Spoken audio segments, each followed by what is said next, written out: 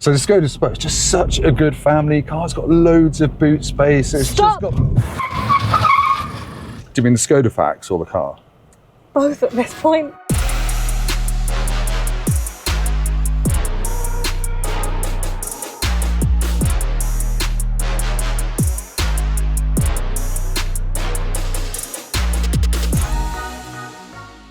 Choosing your first car can be trickier than giving a back rub to a hedgehog. It's really hard to know what's good, what's bad, and what's likely to leave you forever fixing things and financially ruined. Now, while I can give you sensible car advice with my car journalist hat on, I don't really remember what it's like to be a first-time driver. If only I had a secret superhero, someone who maybe helps other people pass their driving tests for a living and then posts about it relentlessly on social media.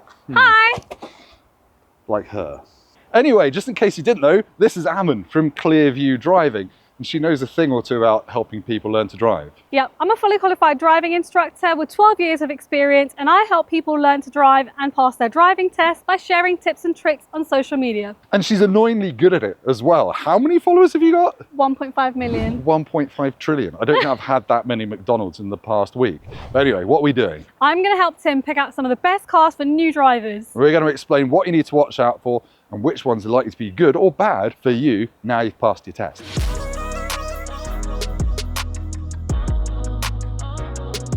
Because it's very sunny, I'm very bored and I'm getting very sunburnt, I get to choose first. I'm going with the Hyundai i10. It's one of my very favourite small cars, so here's why. The Hyundai i10 is the sister car of the Kia Picanto, and like the Kia, it gives you that small car feel, but with actual usable back seats, which is handy for taking your mates into town. People still do that? Anyway, this is a 2024 model. It's just under £16,000 or £248 a month, but you can get less fancy versions of this for much closer to 10 grand with about 20,000 miles on the clock. Right, with the Hyundai or Hyundai i10, I've got a bit of a caveat for this one. Normally we'd recommend you get a premium line with the normal 1 litre engine with 64 horsepower. It's very slow, 0 to 62 is 15 seconds, but it's insurance group 6E. That one's sold this morning, so we're in a posh N-line model, which is more expensive, insurance group 10, but it's got the 1 litre turbo engine, which is 90 horsepower. So it's a bit more expensive to ensure a bit more powerful.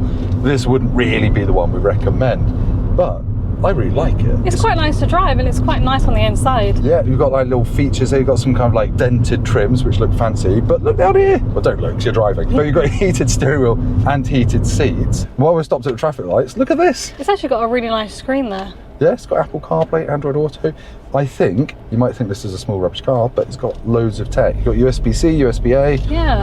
It's got decent storage as well. Really nice features that you'd generally be using. Yeah. Is it easy to drive? Yeah, very easy. You've got a digital dashboard as well. This is as fancy as a Hyundai i10 gets. You wouldn't have to get this version, but I do just love this car. It might be small, but it feels quite grown up. Oh, it's got a decent pickup. For a small car, it is quite nippy. Yeah. And I like that it's got electric windows at the front here rather than having to wind it up and down. I remember the days when small cars meant you had to get an arm workout doing the windows in the back. But there are loads of additional features in here. Yeah. This would be a nice easy car that you can have a 17, 18-year-old driving. Yeah. And as a 17, 18-year-old, you wouldn't be embarrassed driving this either. No, I don't think so. I think this one looks cool. I think if you get kind of one of the more affordable versions, you don't get the fancy red bits on the front, but so what? And also, if you get a reasonably new Hyundai, they've got 5-year warranties as well, which is worth having. Steering is nice and easy. Is the clutch nice and light? Yeah, it is, yeah. And it's easy to see out the back as well, actually. It's not too, you're not too cramped in. No, actually the windows are really quite big, so blind spots aren't really too much of an issue here at all. Right, so Hyundai i10 then, do we like it? I really like it, yeah. I think this is a great first car. Cool. On to the next one. Okay, so now it's my turn to pick, and I've gone with a classic, the Volkswagen Polo. So you're getting your mum and dad to pay for this? This is pretty bougie for a first car, but with a Volkswagen Polo, you're getting a well-built, safe, and solid car with a decent amount of kit as standard. This 2021 Polo Match model has 37,000 miles on the clock, and it's 13,600 or £238 per month. Right, the Volkswagen Polo used to be a proper default choice for first-time drivers, but like every other car out there, it has got more expensive. This one's kind of in the middle of our price bracket for this video. I've got a 1 litre engine, 95 horsepower, nice manual gearbox. So it's certainly is right up there in terms of being easy to drive and live with. It's just quite grown up looking, and I don't know how many first-time drivers want a car that looks perhaps, I don't know, this demure. What do you reckon? You're a young person. like it. I like the tech. I like the simplicity over here. Everything in this car seems quite familiar to me. Yes. And I think later in this video, we're going to drive the Skoda Scala, which is my slightly Jesus sandals cargo shorts choice for the video, and I think that's going to feel very similar to this, but with more space. But sometimes if you want a Polo, only a Polo is going to do. But this also is probably the most refined of all of the cars we've got. So by that I mean, on a motorway, it's not going to be annoying you with wind noise and tyre noise and stuff like that. Oh my God, I can't stand that. Yeah. Do you take people on motorways as part of the Pass Plus lessons or anything like that? Yeah, we do that, yeah.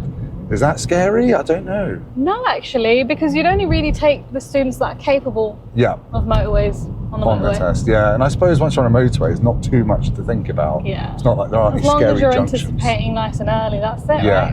And reading the signs. My biggest pet peeve, not new drivers, experienced drivers, is driving under red X's on a motorway gantry. Oh my When they God. close a lane, and it's always someone in a Range Rover that just thinks it doesn't apply to them, and they can just plough past the queue of traffic. It's 3 points now, isn't it? Yeah. If they catch you, but I don't think the police have got an easy way of catching you. They don't put enough cameras up for that kind of stuff, but that's like the most dangerous thing out there. It's like, yeah, sure, we've got speed cameras, but what we need, I think we need tailgating cameras, which is something they brought in Germany, and people going through red X's on the motorway. Sorry, this is my political... Red X's for sure. This is my political soapbox that I'm going to get on here. But anyway, the Volkswagen Polo is a very nice car.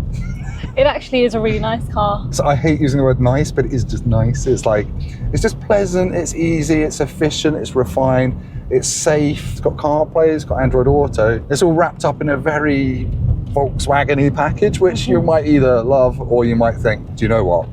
I want the charm of the Clio. It's still quite spacious inside. Yeah, like we're not on top of each other. We've kind of like got decent separation. And even here. up back there, there's quite a lot of space still. Yeah, right, that's enough of the Polo. Let's head to the next car.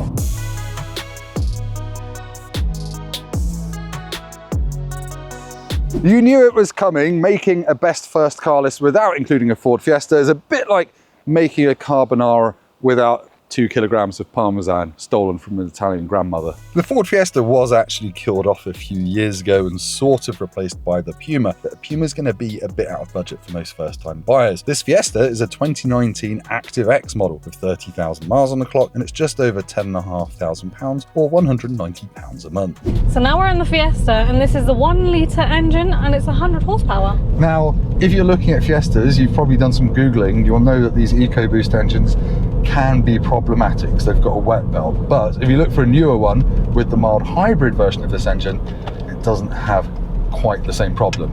But also, that only really affects these when they get to about 60,000 miles, and it's about 1,200 to 1,800 quid to have the wet belt changed. But what's more important is that Fiestas are really fun to drive, even if you're just starting out. There's something about the handling, the steering, the engine. I don't know, they're just really engaging to drive.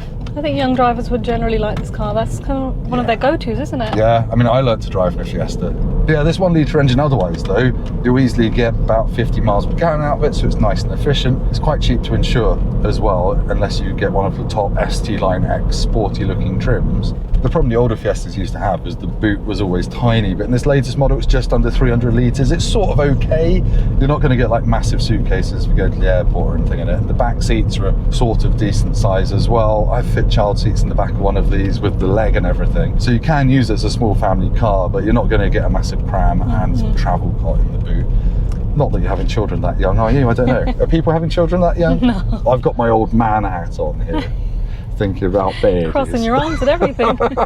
Grumpy man being driven around in a Ford Fiesta. What was your first car? My first car was a Skoda Octavia VRS. I knew it. But it was going to have to be a Skoda. It was a company car though. What was your first car?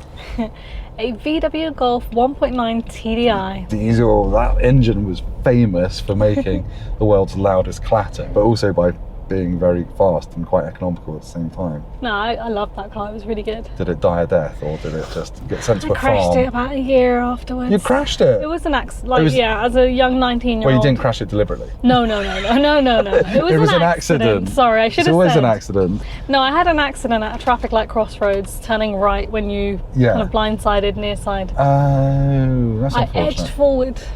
And got slapped 180 with a Range Rover.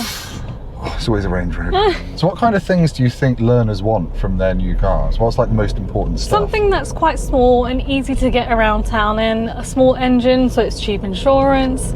Just like little things like Apple CarPlay and the sat nav and stuff. Just easy, nice and easy. Just kind of get into the car and just. Yeah, well, I guess when you're starting out as well, you want the reassurance of having your route there in software that you recognise. Nowadays, everybody uses sat nav, don't they? Yeah, no, exactly. Even if I'm going somewhere I know the way to, I have it there in case there's traffic on the way. So what's your take on the Fiesta? Well, the one thing I'm now remembering about the Fiesta, clattering around this roundabout in Birmingham, is that around town it can be a bit firm on the suspension, and this is the active model with the slightly jacked up suspension, and it's still jiggling my moves about a little bit. So it's not the softest, most refined car, but it kind of does everything sort of averagely, but it's quite fun to drive fast, which you shouldn't be doing if it's your first car, obviously. But it is good fun as you grow up as well. Right, well that's the Fiesta. Let's go and see what the next car on our list is and if it's as fun as this.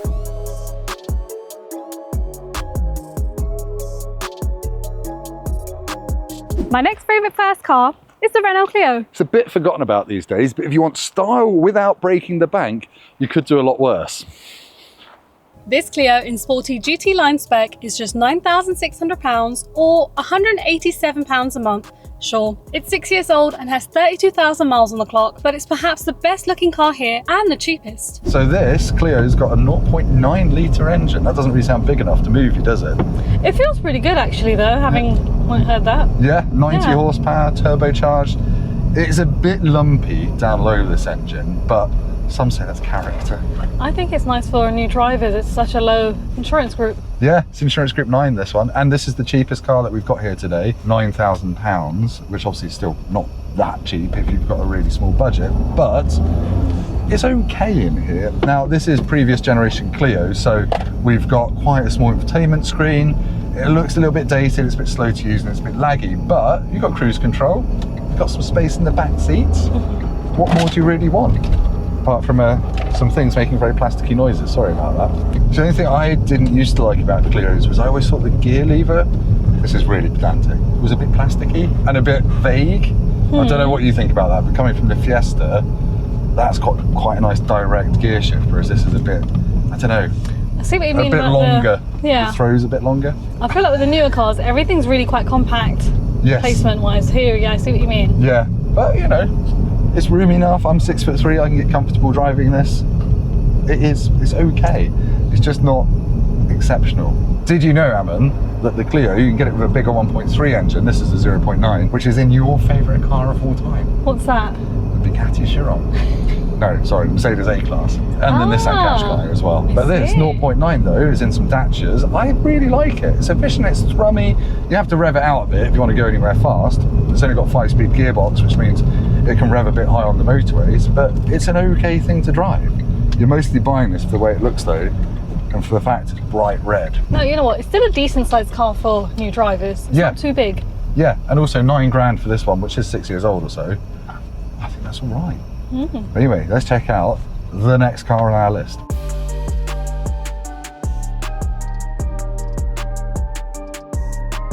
Right, I've got the final choice, and I've picked this, the humble Skoda Scala. Admittedly, if birth control was a car, it would look like this, but hear me out, because I think it's a brilliant first car. It is so practical. It's got a massive 351 litre boot, which Aman's going to demonstrate for us now. In you hop.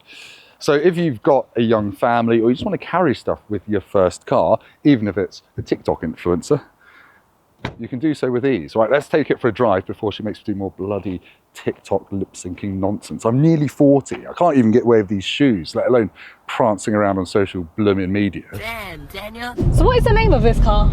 It's a Skoda Scala. What do you mean you haven't heard of a Skoda Scala? I've honestly never heard of this car. No one's heard of a Skoda Scala. It's a bit like their attempt at a Golf-style hatchback, but it's cheaper than a Golf, a bit more basic than a Golf, but it's roomier than a Golf. So this one's insurance group 14, which is a bit higher than some of the other cars that we've got here. But I've got a 1 litre engine with 115 horsepower. This is a 1 litre? Yeah, it's a 1 litre. Oh. You should get about 55 mpg out of this. And it's not slow either. Don't go thinking this is a car that you can't take on the motorway, because it will be absolutely fine. So although this particular car is the most basic Scala you can get. It's an S model. It's still got Apple CarPlay and Android Auto. You have to plug in to get them. And it doesn't have built-in sat-nav, but I've got aircon. It's fine. I don't need anything else in a car. I've got a little digital bit in the middle of the dashboard, shows my fuel economy and everything else. It's okay. You know what, this car is pretty nice on the inside. I expected it to be a lot more grey, but we've got this little silver bit. I know what you mean. And even with the seats, we've got cloth seats. Yeah, and they've got like funky two-tone stitching on them. I'm not Lawrence Llewellyn-Bowen, but that looks quite nice. The fact that you've brought a Skoda into this video today, I would have honestly said you are sponsored by Skoda. I'm not sponsored by Skoda yet, but they do make good cars. It's always a slightly more affordable version of whatever Volkswagen kicks out with more space in it.